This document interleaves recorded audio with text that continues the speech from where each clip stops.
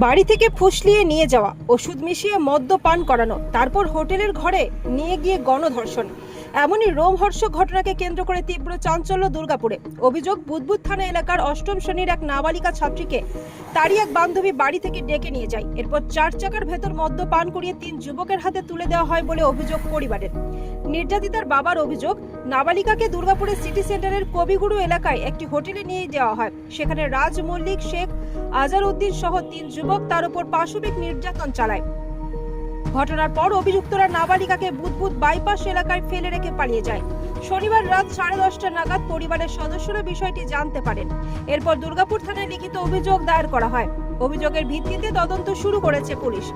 রবিবার সকাল থেকে শুরু হয় তল্লাশি। ইতিমধ্যেই ফরেনসিক দল ঘটনায় প্রয়োজনীয় নমুনা সংগ্রহ করেছে।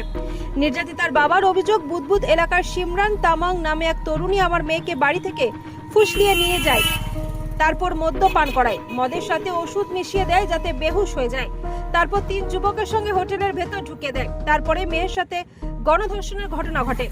তারপর বুদবুদ বাইপাসে মেয়েকে একা ছেড়ে দিয়ে পালায় অভিযুক্তরা। এক টোটোওয়ালা অসহায় অবস্থায় মেয়েকে দেখতে পেয়ে বাড়িতে পৌঁছে দেয়। তারপরেই আমরা বিষয়টি জানতে পারি।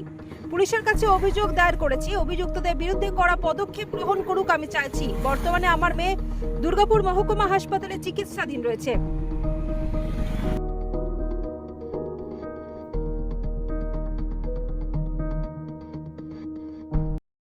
হোটেলে এসছি, হোটেলের মালিককে জবাব দিতে হবে।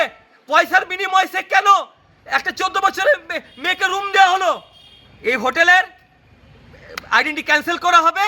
এবং শুধু এই রাত থেকে আমাদের মনীষাদি আছেন, আমাদের জেলা নেত্রী আছে, মনীষাদির সঙ্গে কথা হচ্ছিল, আমরা রাতের বেলায় প্রত্যেকটা হোটেলে আমরা যাব। পুলিশকেও বলে দিচ্ছি, আপনাদেরকে এই কাজ করতে হবে। রাতের বেলায় গিয়ে প্রত্যেকটা হোটেলে গিয়ে আমরা দেখব 18 বছরের নিচে যদি কোনো মেয়েকে বা ছেলেকে তারা যদি অ্যালাউ করে, তাহলে তাদের হোটেল ক্যান্সেল করে দেওয়া হবে এবং হোটেলে তালা দেওয়া হবে। কাল দুপুর 2:30টার সময় আমার মেয়েকে এক মহিলা সিমরান তামাং ফুসলিয়ে নিয়ে যায় বাড়ি থেকে। তারপর একটি হোটেলে নিয়ে গিয়ে তাকে মদ্যপান করায় এবং খাবার ড্রিঙ্কসের সঙ্গে তাকে ওষুধ দেওয়া হয় যাতে সে বেহুশ হয়ে যায়। তারপর 2-3 জন ছেলে মিলে তাকে গ্যাংরেপ করে। তার মধ্যে আছে রাজ মল্লিক আর হচ্ছে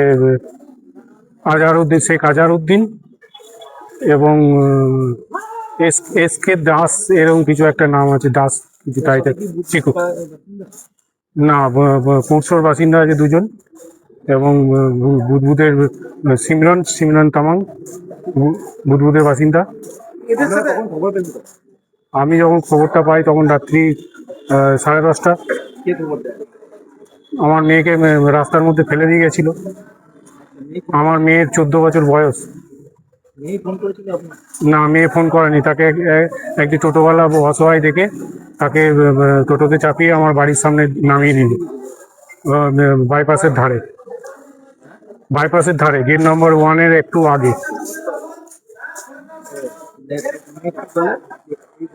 হ্যাঁ, এই ঘটনা ঘটেছে এবং সে তখন প্রচন্ড নেশাগ্রস্ত, হয়তো ড্রিঙ্কসের সঙ্গে কিছু খাইছিল তাকে।